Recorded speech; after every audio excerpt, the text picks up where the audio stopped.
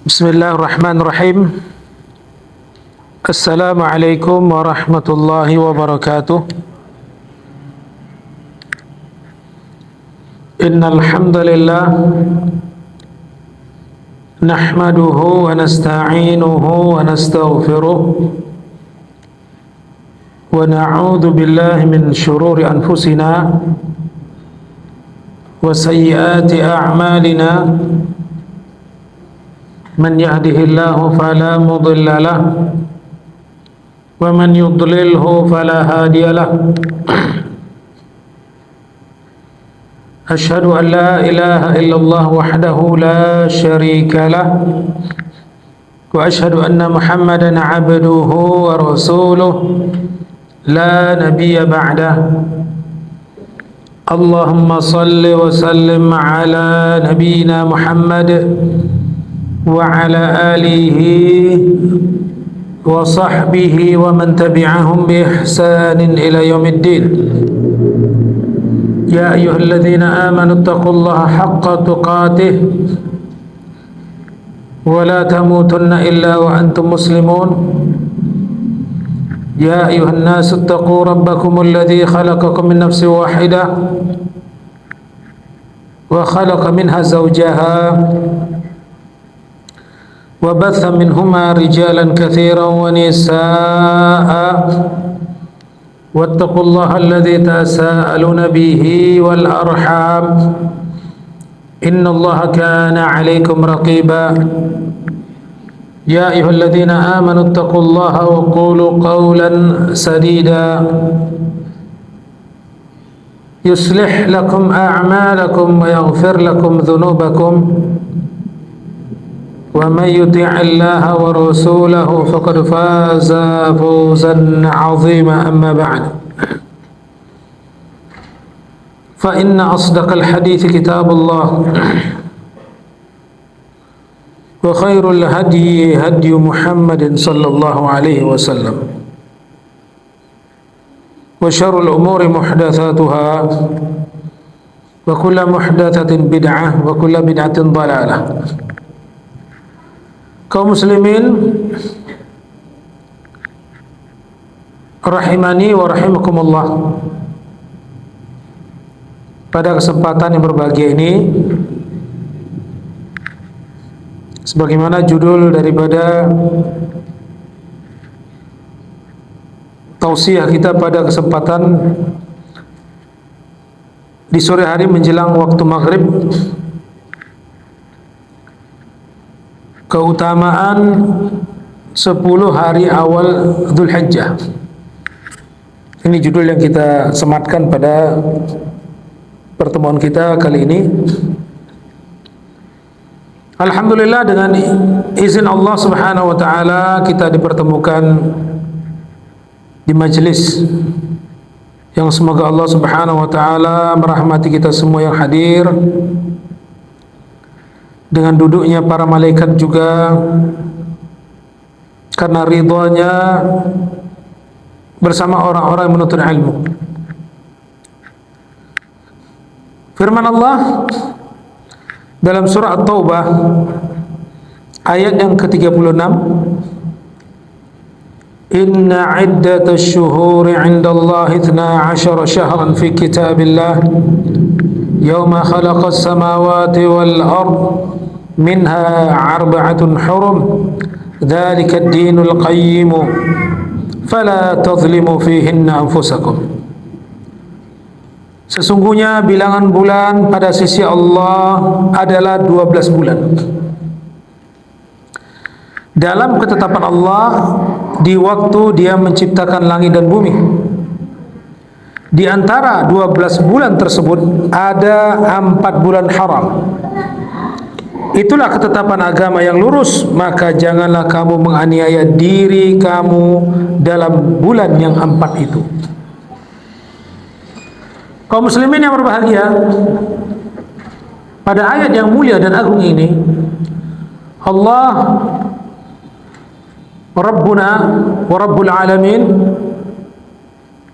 menjelaskan kepada kita kaum muslimin, dan ini sebagai ilmu yang luar biasa, ilmu yang secara otomatis Allah Subhanahu wa taala memberikan kita pemahaman tentang berapa lama dalam 1 tahun kita ini mengalami kehidupan sehari-hari. Dan Allah Subhanahu wa taala menjelaskan sesungguhnya bilangan bulan di sisi Allah adalah 12. Ya. Ini Allah tegaskan kepada kita semua. Nah, ini merupakan ketetapan dari Allah Subhanahu wa taala. Ketika Allah Subhanahu wa taala menciptakan langit dan bumi, Allah sudah menetapkan perkara ini kepada kita. Bilangan 1 tahun itu adalah 12. Inna 'iddatash syuhuri 'indallahi 12 syahran fi kitabillah yauma khalaqas samawati wal ardh. Ya. Ketika Allah Subhanahu wa taala menciptakan langit dan bumi, minha arba'atun hurum, di antara 12 bulan tersebut ada 4 bulan haram. Nah, 4 bulan haram sebagaimana bahasa Arab fi minha arba'atun hurum, ya, di antaranya ada bulan-bulan haram. Kalau seorang berkata haram, ya, Masjidil Haram atau 2 tanah haram, ya, yang pada hakikatnya orang Arab apabila berkata haram itu ada satu larangan padanya. Orang-orang Arab menyebut 4 bulan ini 4 bulan haram dikarenakan apa? Pada 4 bulan tersebut orang-orang sekalipun terjadi permusuhan di antara mereka, mereka tidak boleh berperang. Nah, kalau kita kaitkan dalam bahasa Indonesia, haram di sini maksudnya adalah suci. Bulan-bulan yang dilarang padanya pertengkaran, permusuhan, perperangan. Begitulah mereka menganggap 4 bulan ini.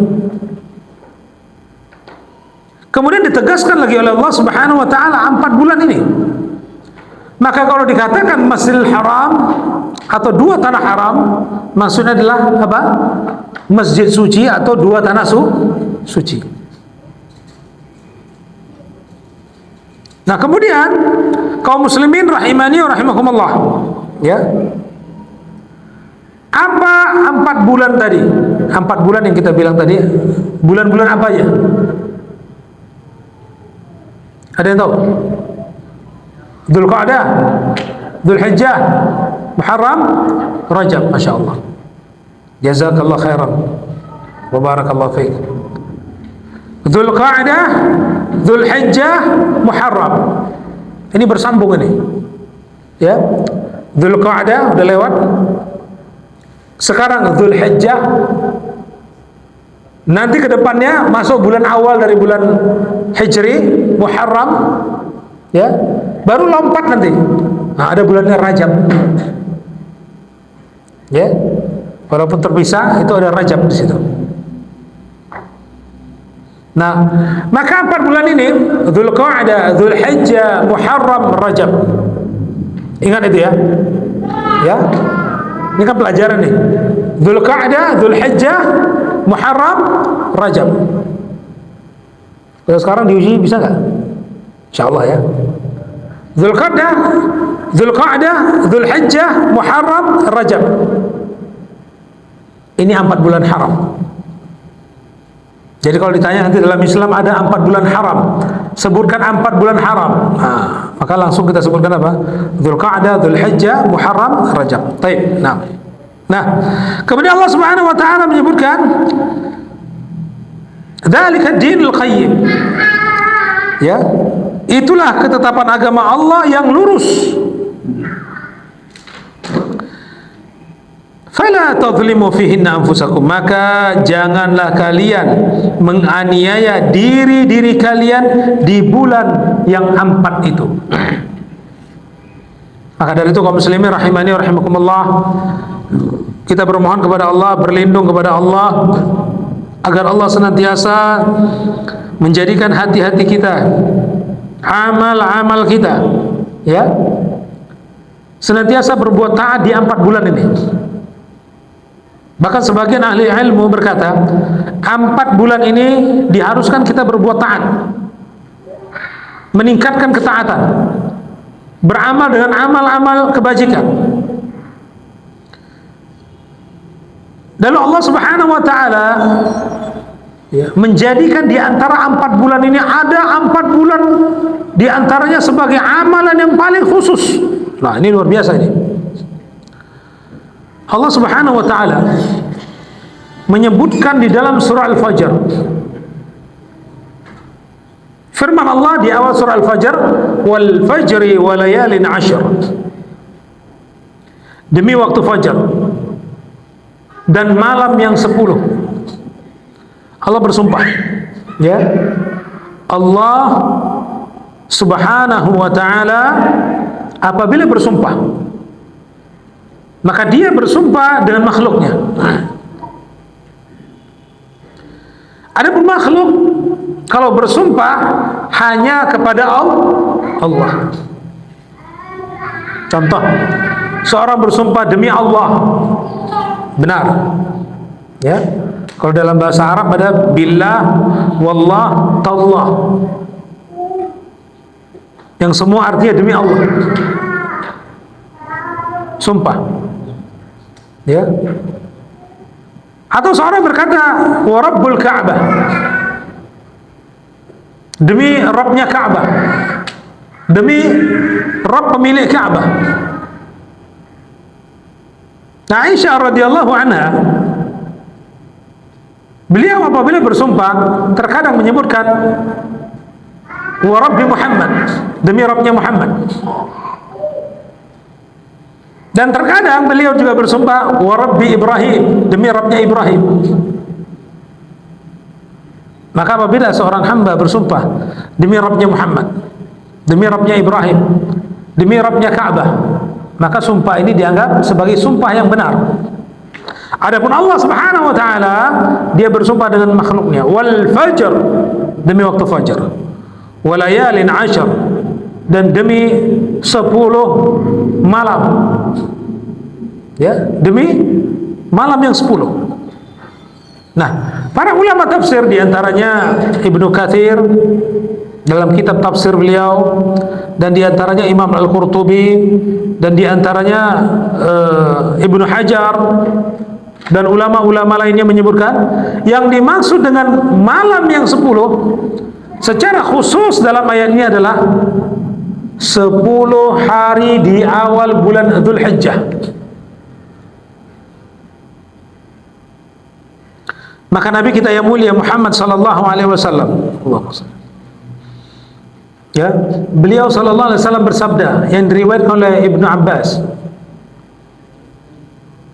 Nabi SAW bersabda, "Ma min ayyamin al-'amalu salihu fiha ahabbu ila Allah min hadhil ayyamil 'ashr." Atau dengan redaksi yang semisal yang berbeda. Ada juga kalimat ma min ayyamin al-'amalu salih ahabbu ila Allah fihinna, yakni Asyri Dzulhijjah. Dengan redaksi hadis yang banyak, yang berbeda, yang maksudnya sama. Ma min ayyamin al-'amalu salihu fiha ahabbu ila Allah min hadhil ayyamil 'ashr. Tidak ada hari-hari di antara hari-hari yang ada yang pada hari-hari tersebut amal saleh lebih dicintai oleh Allah Subhanahu wa taala melainkan 10 hari. Dan maksud 10 hari sebagaimana hadis-hadis yang menyebutkan maksud daripada 10 ini adalah apa? Asyru Dzulhijjah, 10 hari awal bulan Dzulhijjah. Maka dari itu kaum muslimin rahimani wa rahimakumullah, para ulama dahulu menjadikan awal 10 hari bulan Dzulhijjah merupakan hari-hari yang utama untuk mereka melakukan amal saleh. Maka kalau kita bertanya, amal saleh apa yang perlu kita lakukan? Banyak sekali amal saleh. Di antaranya memberikan makan kepada orang. Ini amal saleh. Ya. Memberikan makan kepada orang, menyantuni orang, berbuat baik kepada orang-orang, memperbanyak amalan-amalan sunnah. Dan di antara sunnah yang banyak dilakukan kaum muslimin, ya, dan sebagaimana keutamaan 10 hari ini, sebagaimana disebutkan oleh Syekh bin Baz dan termasuk diantaranya Syekh Muhammad bin Shalih Al-Utsaimin, mereka menyebutkan kalaulah sekiranya ada orang yang ingin menjadikan 10 awal Dzulhijjah ini dengan amal-amal saleh, maka tidak mengapa dia melakukan 10 hari dari mulai awal tanggal 1 Dzulhijjah sampai tanggal 10. Ini kalau dia berkorban tentunya, ya. Dan berbukanya nanti setelah dia menyembelih kurbannya dan dia memakan daging kurban sembelihannya. Dan secara umum kalau mau dikatakan dia berpuasa mulai dari tanggal 1 Dzulhijjah hingga tanggal 9 Dzulhijjah. Dan di antara awal-awal bulan Dzulhijjah tadi, dari awal sampai tanggal 9, kita dianjurkan memperbanyak zikir pada Allah.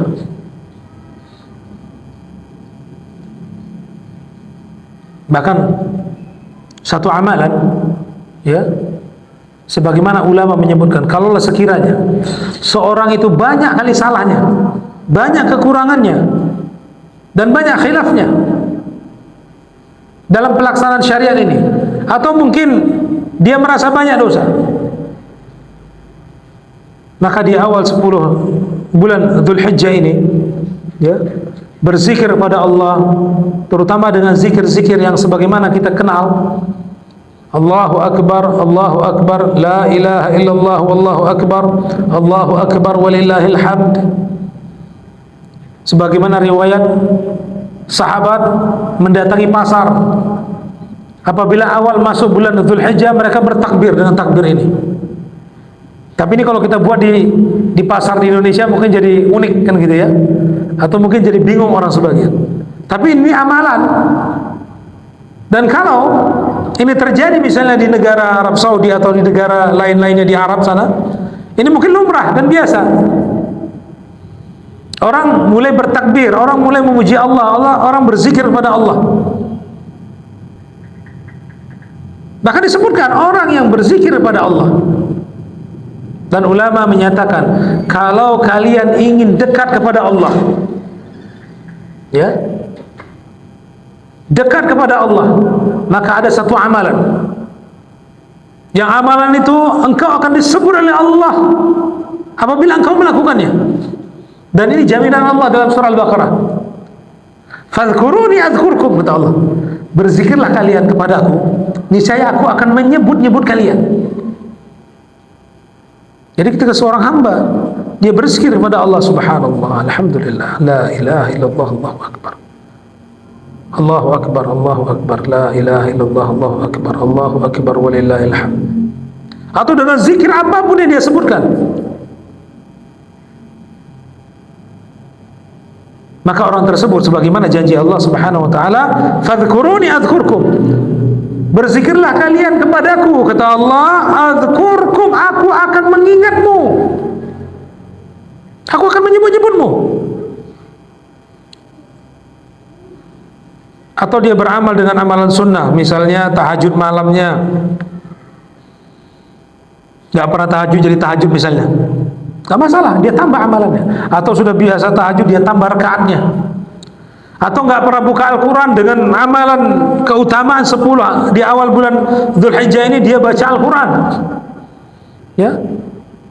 Jadi kebaikan apapun, amalan apapun yang kita lakukan di awal 10 hari di bulan Dzulhijjah,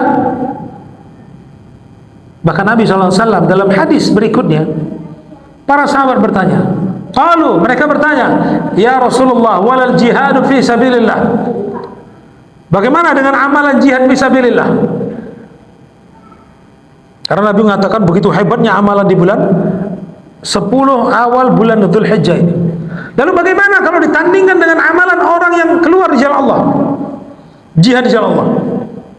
Qala, Nabi bersabda, walal jihadu fi sabilillah, sekalipun amalan jihad di jalan Allah begitu hebatnya, begitu dahsyat, begitu agungnya, 10 hari di awal bulan Dzulhijjah ini amalan, illa, kata Nabi, kecuali rajulun kharaja bi nafsihi wa malih falam yarji' min dzalika bi syai', kecuali ada orang, kalau dia mau menandingi amalan 10 hari di bulan Dzulhijjah ini, kecuali ada orang yang dia keluar dari rumahnya dalam rangka jihad fisabilillah dengan dirinya dan hartanya, kemudian dia bertempur di medan pertempuran dan dia mati syahid, gak pulang lagi, baru bisa menandingi amalan 10 hari di awal bulan Dzulhijjah. Subhanallah.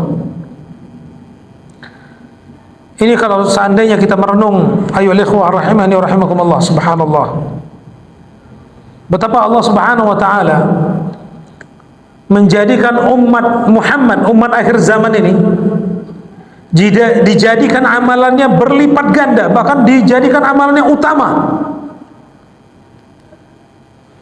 Bahkan dikasih suatu gambaran kepada kita, dengan amalan yang sedikit di hari-hari tertentu, di waktu-waktu khusus, Allah jadikan amalan tadi tidak bisa membandingi dengan apapun amalan kecuali jihad, dan jihad itu pun orangnya harus keluar dengan hartanya habis, dan dia keluar dengan hartanya jihad fisabilillah, dan dia pun tewas, mati syahid.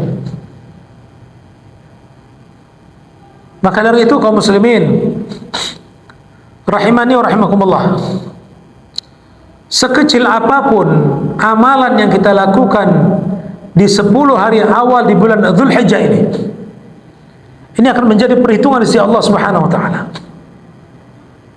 Dan ini bukan perkara yang main-main. Baik kita berkata-kata dengan lemah lembut, ya, baik kita seorang bapak yang membiayai anak dan istri kita di rumah membelanjai, ini menjadi amal saleh, dan ini tanpa sadar. Sebagaimana Nabi bilang, ya, sebaik-baik infak, sebaik-baik sedekah. Apa itu? Bersedekah, berinfak kepada keluarga. Sekalipun kalau mau ditandingkan, berinfak kepada fakir miskin, berinfak kepada anak yatim, atau menginfakkan harta di jalan Allah. Apa kata Nabi? Alladzi anfaqtahu ala ahli, harta yang kau infakkan kepada keluargamu itu jauh lebih baik, lebih tinggi derajat di sisi Allah daripada berinfak di jalan Allah, berinfak kepada orang miskin, berinfak kepada orang yatim. Maka apa? Berinfak kepada keluarga, menafkahi anak istri, ya. Padahal kita tidak menjadikan ini khusus, tetapi ini karena kebiasaan kita menjadi amal saleh. Bahkan ketika itu Allah jadikan amal kita menjadi amal yang luar biasa.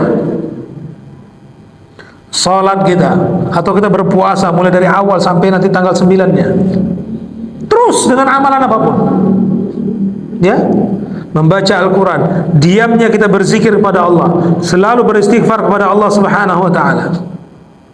Bahkan Ali bin Abi Thalib, ya, beliau radhiyallahu anhu berkata, kalau engkau lihat ada orang yang bisa beristighfar, sungguhnya orang itu masih dekat kepada surga. Kenapa? Allah masih menjadikan lisannya memohon maaf kepada Allah, minta ampun sama Allah.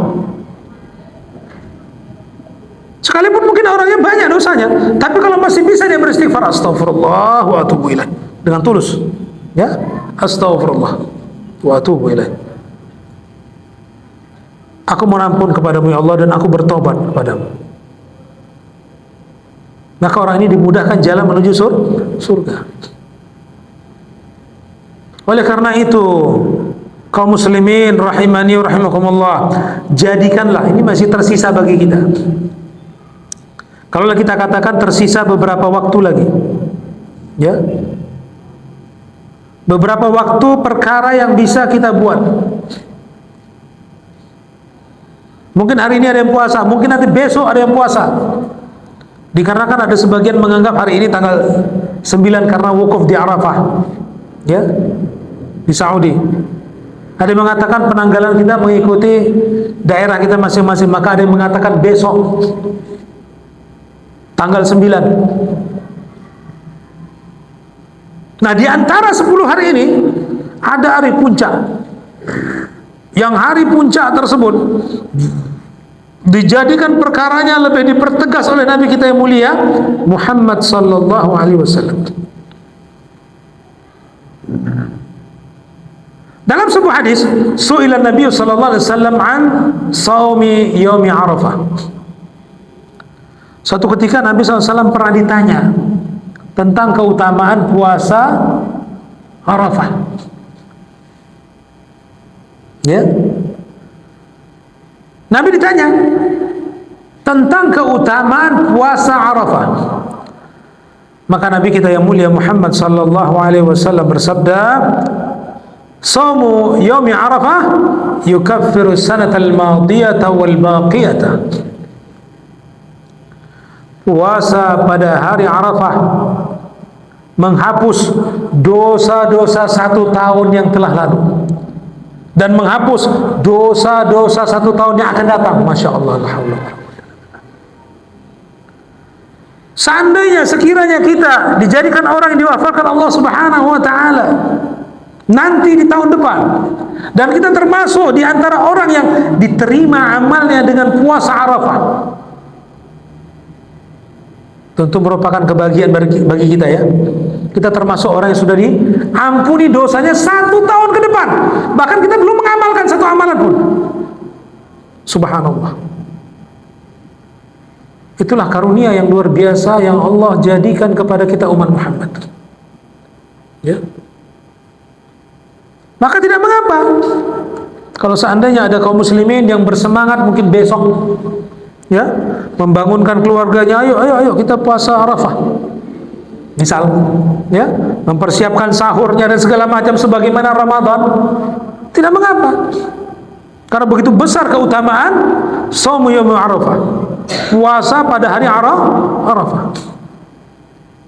Nabi sebutkan yukaffiru sanatal madiyata wal baqiyata, menghapus dosa-dosa 1 tahun yang telah lalu dan dosa-dosa 1 tahun yang akan datang.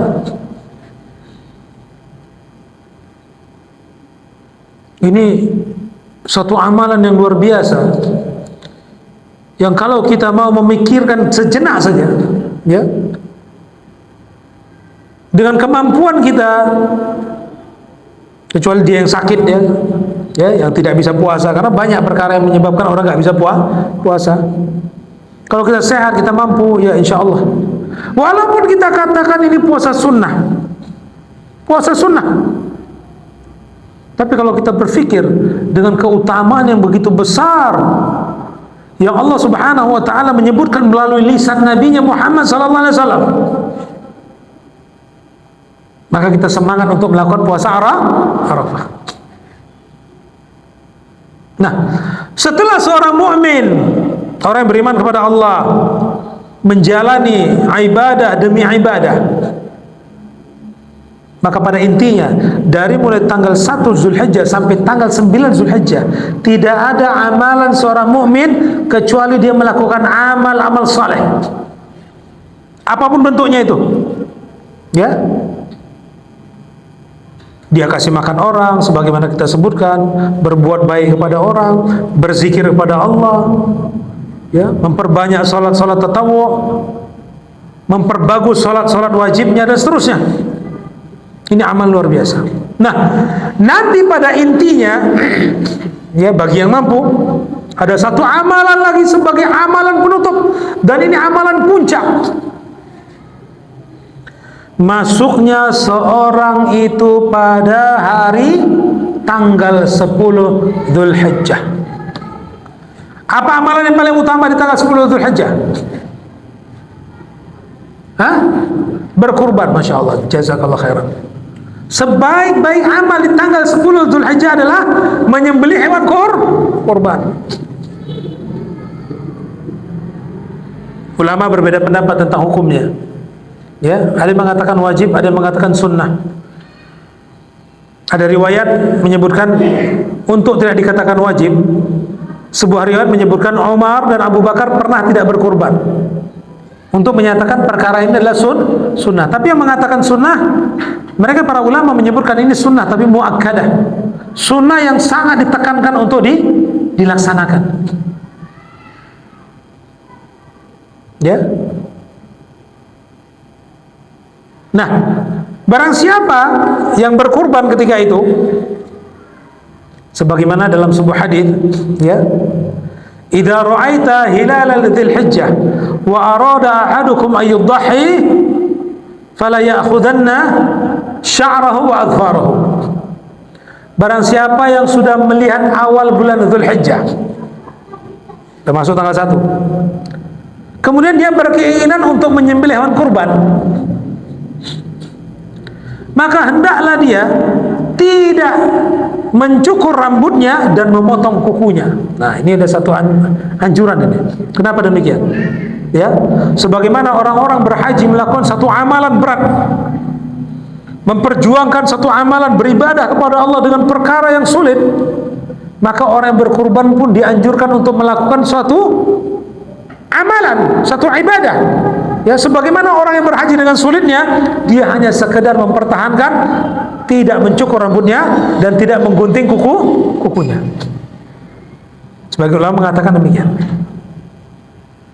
Maka dari itu orang yang berkurban dianjurkan, dan ini sebagai amal saleh. Apabila orang yang mentaati amal saleh ini, maka menjadi pahala besar baginya.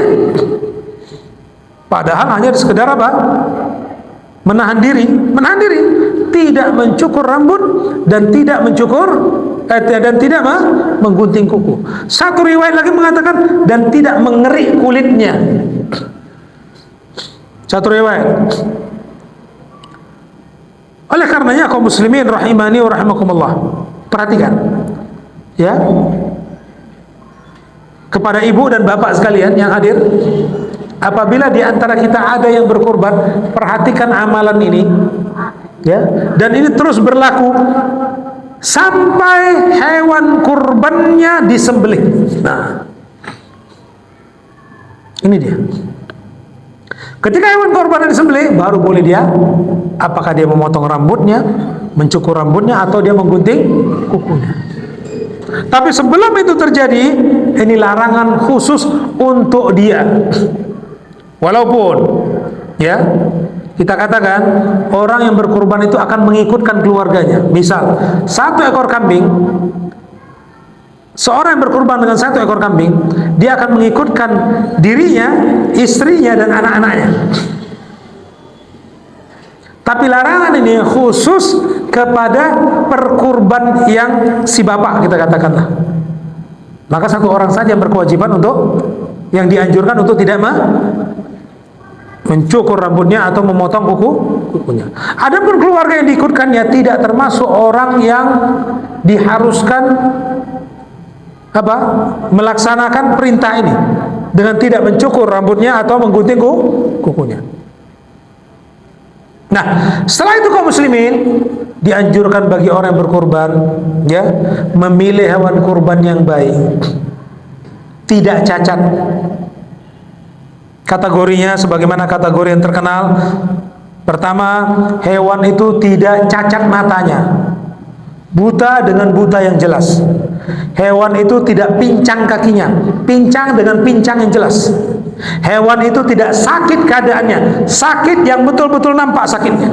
Hewan itu benar-benar keadaannya tidak kurus alias nggak punya daging, jangan.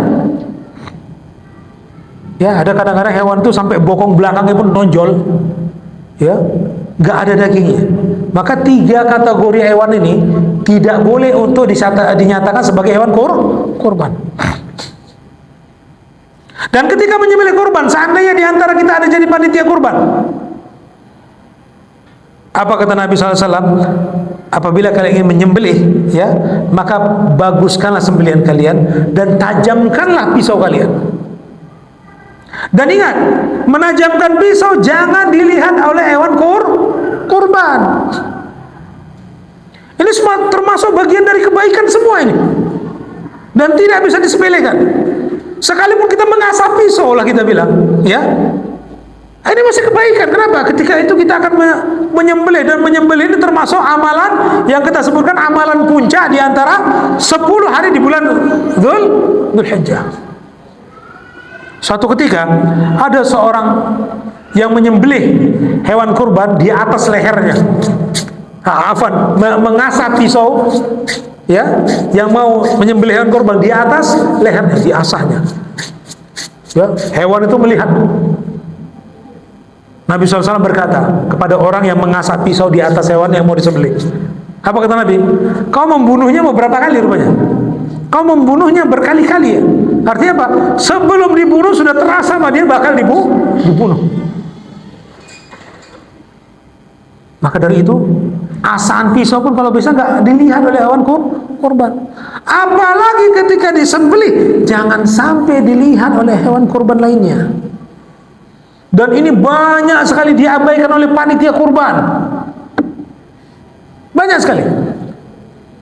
Hendaklah panitia kurban itu menjadikan satu tempat, ini kumpulan hewan yang mau dikurbankan.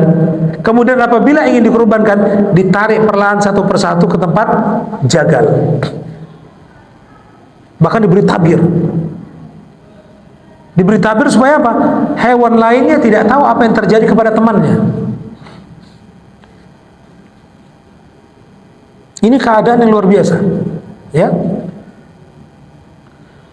Apabila hewan kurban disembelih dan dilihat oleh teman-temannya, Masya Allah, ini sudah teririslah perasaan si hewan tadi. Begitulah Islam hebatnya, mulianya, agungnya. Bahkan kepada hewan yang mau disembelih pun ada adab yang tidak boleh dilanggar. Oleh karenanya kaum muslimin rahimani wa rahimakumullah, semua rentetan yang kita sebutkan ini termasuk bagian dari amal-amal soleh yang terus kita buat. Sekalipun nanti masuk di tanggal 10 Dzulhijjah. Nah, kalaulah sudah masuk 10 Dzulhijjah, dianjurkan kita menyembelih hewan kurban selesai sholat Idul Adha. Dalam sebuah hadis, barang siapa yang menyembelih kurbannya sebelum salat, maka itu adalah sembelihan untuk dirinya. Dan barang siapa yang menyembelih hewan kurban setelah Idul Adha, maka itu sembelihan sebagai sembelihan Idul Adha. Artinya apa? Sembelihan yang memang dianjurkan pada hari itu. Maka perhatikan, jangan sampai ada orang yang kepingin kali mau nyembelihin kurban, disembelihnya kurbannya sebelum salat. Jangan sampai. Nah, maka dari itu kaum muslimin perhatikan, di tanggal 10 Dzulhijjah ini keutamaan orang menyembelih hewan kurban. Namun disayangkan, terjadi di sebagian tempat di antara kaum muslimin dengan beberapa alasan, Allahu a'lam. Ya. Karena sudah ditetapkan Nabi, "Ma min ayyamin al-amalu salihu fiha ahabbu ila Allah min hadhil ayyamil ashr." Tidak ada amalan, dan amalan itu adalah amalan yang paling dicintai Allah melainkan 10 hari di awal bulan Dzulhijjah. Artinya apa? Rentetan tanggal 1, 2, 3, 4, 5, 6, 7, 8, 9, 10. Walaupun ada namanya hari tasyrik. Tasyrik ini hari menyembelih hewan.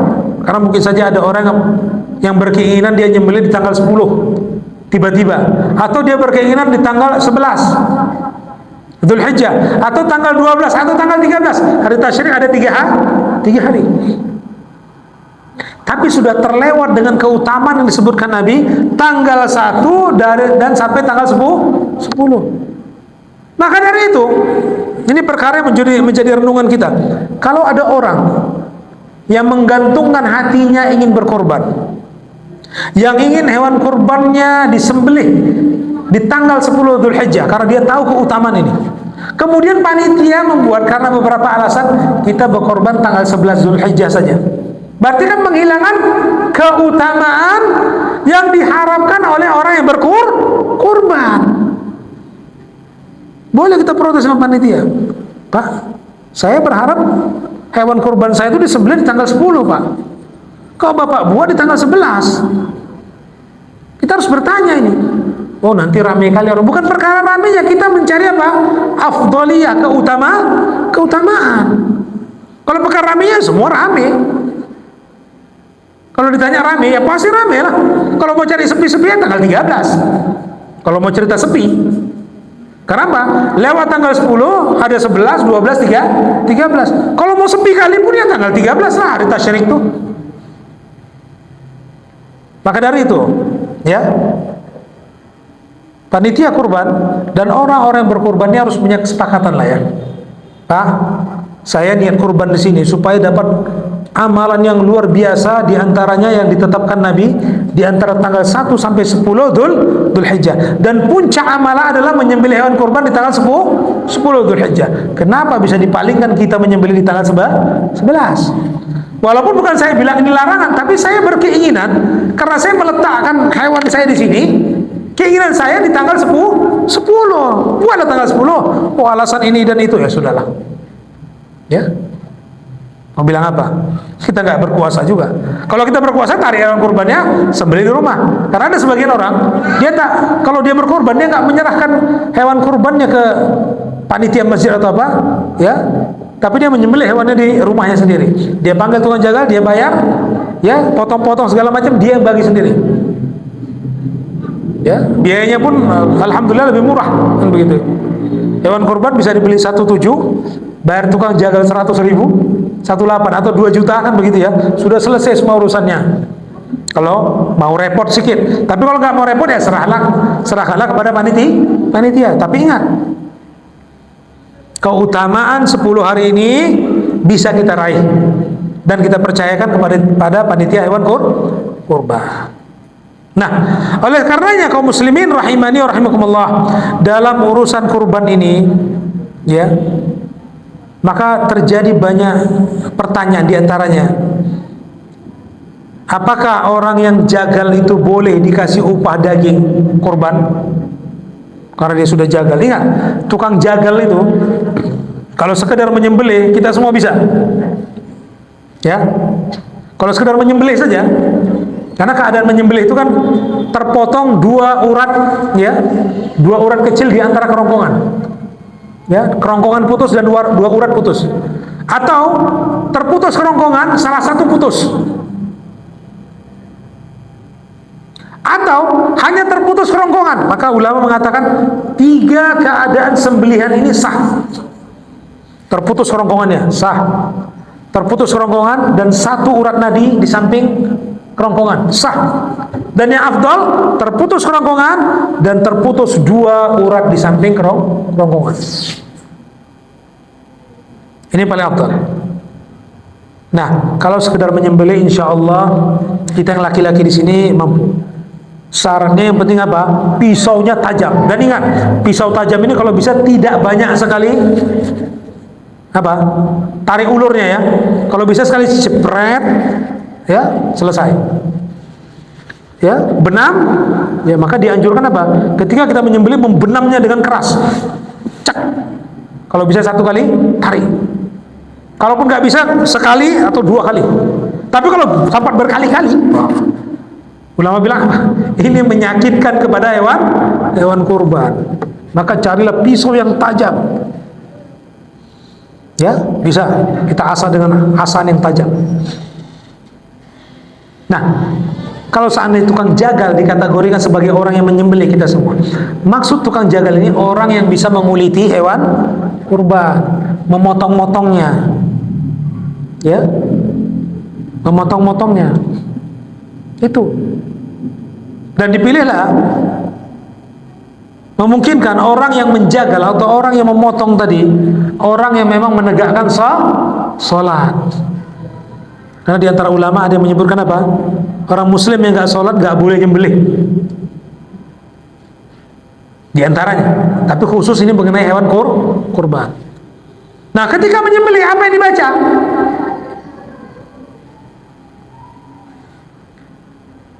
Bismillahi wallahu akbar. Ini cara umum. Bismillahi wallahu akbar. Kalau Nabi kita Muhammad SAW, ya, beliau mengatakan, Allahumma hada minni. Ya Allah, inilah dariku. Ya Allah, inilah dariku. Dan ulama mengatakan boleh pakai bahasa Indonesia. Kalau kita nggak bisa, ya Allah, inilah dariku. dan untukmu. Hadza anni walak, ini dariku dan untukmu. Ini keadaan orang yang menyembelih. Dan ingat, bismillah wallahu akbar, jangan sampai luput. Jangan sampai luput. Ini syarat kita kalau kita mau menyembelih hewan. Mau hewannya ayam kah, atau lembu kah, atau kambing kah? Bismillah wallahu akbar, cepat. Ya. Disembelih. Disembelih hewannya. Ini keadaan orang yang menyembelih. Nah, tukang jagal, ya, tukang jagal hendaknya diberi upah. Lalu bagaimana kalau seandainya tukang jagal dikasih daging? Ulama menyebutkan, ya, tukang jagal boleh dikasih daging, tapi ada caranya supaya membedakan antara upahnya dan dagingnya. Bagaimana caranya? Tukang jagal sudah diberi upah duluan sebelum menyembelih atau mengupas, ya, atau membelah-belah daging kurban. Supaya apa? Bisa dibedakan antara upah dengan pemberian daging.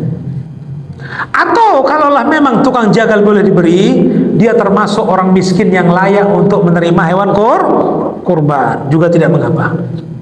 Ya, tapi jangan pernah diniatkan tukang jagal dikasih daging pengganti upah. Kenapa? Pada hakikatnya daging kurban semuanya yang orang-orang berkurban dengan daging kurban tadi, baik itu lembu, ya, atau sapi lah kita bilang, atau kambing, ya, atau unta. Dan ingat, keadaan hewan kurban, ya, keadaan hewan kurban harus musinnah. Apa itu musinnah? Cukup umur untuk kurbankan. Kalau kambing musinnahnya berapa? 1 tahun masuk ke 2 tahun umurnya. Sebagai contoh, ada kambing, ya, kalau kita tanya sama yang punya kandang, Pak, ini kambing udah berapa umurnya? Oh, sudah 1 tahun. 1 tahun berapa? Oh, 1 tahun seminggu. Berarti sudah masuk tahun kedua, sah untuk disembelih. Itu namanya musinnah, ya. Atau kita beli sapi, kita tanya, Pak, ini sapi udah berapa tahun? Udah musinnah belum? Orang banyak nggak tahu apa musinnah. Musinnah bagi kambing itu 1 tahun masuk tahun kedua. Musinnah bagi sapi 2 tahun masuk tahun ke-3. Maka dia bilang, oh, ini sapi sudah 1 tahun 9 bulan atau 1 tahun 11 bulan belum masuk kadar musinnah. Sapi dijadikan hewan sembelihan kurban ketika dia musinnah. Musinnahnya adalah 2 tahun masuk tahun ketiga. Maka panitia kurban harus jeli ini, ya. Karena panitia kurban pun harus punya ilmu dalam mencari hewan kurban. Bukan perkara besarnya, bukan, umurnya. Ditanya, ini Pak, ini udah berapa umurnya? Oh, udah 2 tahun, udah boleh kurban. 2 tahun lebih? 2 tahun berapa? 2 tahun 1 bulan. Ah, udah, tonton. Nah, kalaupun ada unta musinnahnya berapa? 5 tahun masuk tahun ke-6. Tapi nggak ada yang jual unta kan, gitu ya. Kalau ada unta, kita tanya, ini udah musinnah belum? Apa itu musinnah? Ya dia pun nggak tahu, ya. Ya kita bilang udah 5 tahun lebih nggak umurnya, baru berhak dijadikan hewan kurban. Nah, seperti itu, ya. Jadi keadaan panitia termasuk orang yang punya ilmu untuk menjadikan hewan-hewan kurban. Baik. Dan terakhir, ya, sebagai penutup, ya, Allah Subhanahu wa taala menyebutkan dalam surah Al-Hajj, la yanalullaha luhumuha wala dima'uha walakin yanaluhu taqwa minkum. Sekali-kali daging dan darah hewan kurban tidak sampai kepada Allah. Akan tetapi yang sampai apa? Takwa kalianlah yang sampai kepada Allah. Maka dari itu kita menganjurkan diri kita semua untuk menjadikan diri kita bertakwa kepada Allah. Karena sebanyak apapun hewan yang mau kita sembelih untuk dijadikan kurban, ya, kalau kita tidak mendasari niat kita untuk bertakwa kepada Allah, pada hakikatnya Allah Subhanahu wa taala tidak sudi menerima hewan-hewan kurban kita. Boleh jadi satu masjid hewan kurbannya banyak luar biasa, tidak menjadi ukuran hewan kurban yang banyak tadi suksesnya orang-orang yang berkurban di tempat atau di panitia masjid tersebut. Boleh jadi ada satu tempat yang hewan kurbannya mungkin biasa-biasa saja lah. Mungkin 5 ekor sapi, 10 ekor kambing, tapi orang-orang di situ adalah orang-orang bertakwa kepada Allah. Ya. Maka yang dijadikan barometer ketentuan oleh Allah Subhanahu wa taala, la yanalullaha luhumuha wala dima'uha walakin yanaluhut taqwa minkum. Sekali-kali hewan-hewan kurban dan darah-darah daging mereka tidak sampai kepada Allah, yang sampai kepada Allah walakin yanaluhut taqwa minkum. Akan tapi yang sampai kepada Allah adalah takwa kalian. Sebagaimana Allah Subhanahu wa taala menyebutkan keadaan orang yang diterima amalnya. Allah menyatakan dalam Al-Quran, innama yataqabbalallahu minal muttaqin. Sesungguhnya seluruh amal itu akan diterima Allah Subhanahu wa taala dari orang-orang yang bertakwa. Maka kita berusaha, ya, seburuk apapun, sebanyak apapun dosa kita, ya, sebanyak apapun ketergelinciran kita dalam melaksanakan syariat ini, kita senantiasa bertakwa kepada Allah. Dan ingat, bukanlah berarti orang yang bertakwa tidak berbuat salah. Ya. Sebagaimana Allah juga menyebutkan, orang yang bertakwa itu keadaannya apa? Walladzina idza fa'alu fahishatan, ya, aw dzalamu anfusahum dzakarullah.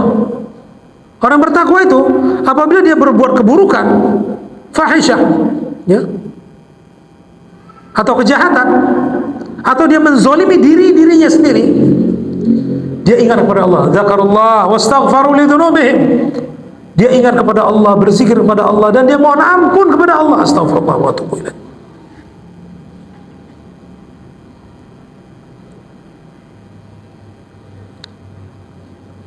Walam yusiru ala ma fa'alu, dan dia tidak akan mengulang apa yang sudah dia buat. Ya. Bahkan dia tahu, wa may yaghfiru dzunuba illa Allah, siapa yang bisa mengampuni dosa selain Allah? Orang bertakwa akan tahu, tidak ada yang bisa mengampuni dosaku selain Allah. Maka kita terus untuk menjadikan diri kita bertakwa apa? Fastaghfaru li dzunubihim. Mohon ampun kepada Allah dosa-dosa kita. Perbanyak istighfar, ya. Di akhir-akhir daripada 10 hari di awal bulan Dzulhijjah ini, perbanyak zikir, perbanyak istighfar, mohon ampun kepada Allah, ya.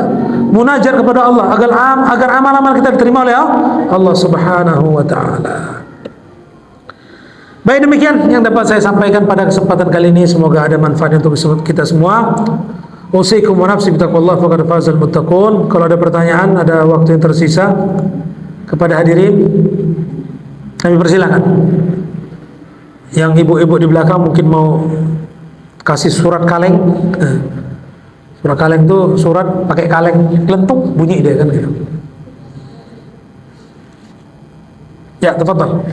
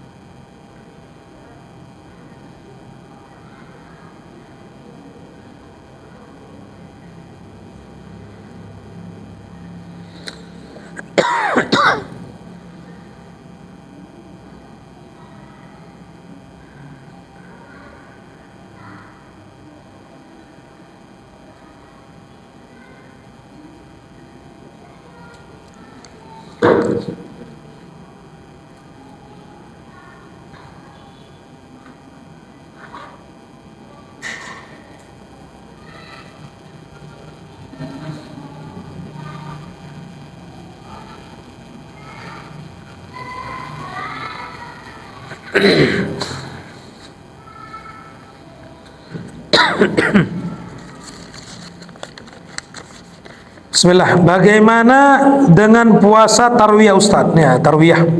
Ya. Tarwiyah itu di tanggal 8 ya. Nah, sebagaimana saya sebutkan tadi, ulama dahulu tidak membagi-bagi ini hari 1, 2, 3 dan seterusnya. Mereka puasa mulai hari pertama. Ya. Kalaupun ada yang mengaitkan dengan tarwiyah, ya nggak apa-apa.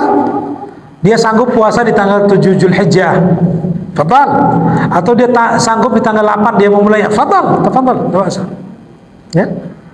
Jadi jangan dikaitkan kan bagaimana dengan puasa tarwiyah. Kalaupun dikaitkan dengan puasa tarwiyah, ditanya keutamaannya, ya. Secara khusus hadis yang menjelaskan, saya belum ketemu.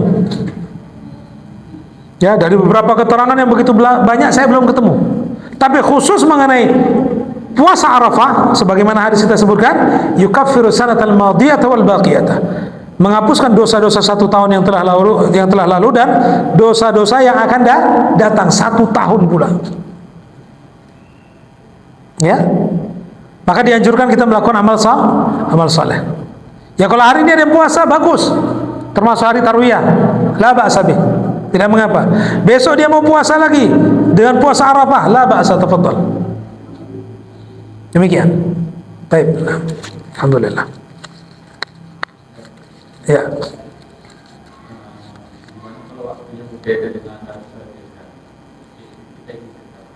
Ya. Bagaimana kalau waktu yang berbeda dengan Arab Saudi? Misalnya, hari ini puasa Arafah di Arab Saudi. Ya, kalaupun kita puasa tadi pagi, ya kan? Sementara Arab Saudi belum puasa juga. Kan gitu ya.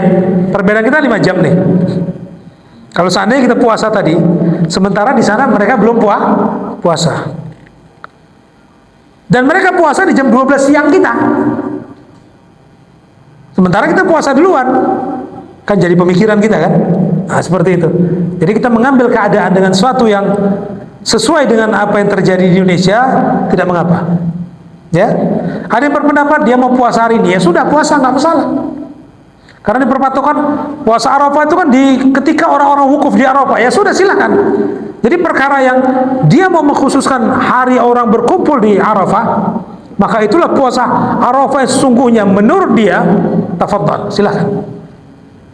Sementara ada yang berkeyakinan kalau aku puasa hari ini, Arab Saudi juga belum puasa. Jadi puasa apa namanya? Kalau beranggapan, ya.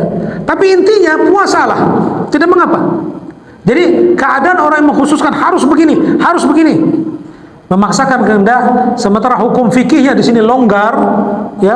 Ini menjadi perdebatan yang tidak ada habis-habisnya. Padahal kita sengaja dianjurkan apa? Memperbanyak amal saleh. Ya. Ada lagi beranggapan besok kan Arab Saudi hari raya, ya kan? Hari raya kan dilarang puasa. Ya, kalau kita besok hari raya, Arab Saudi juga belum hari raya. Perbedaan waktu 5 jam atau 4 jam lebih.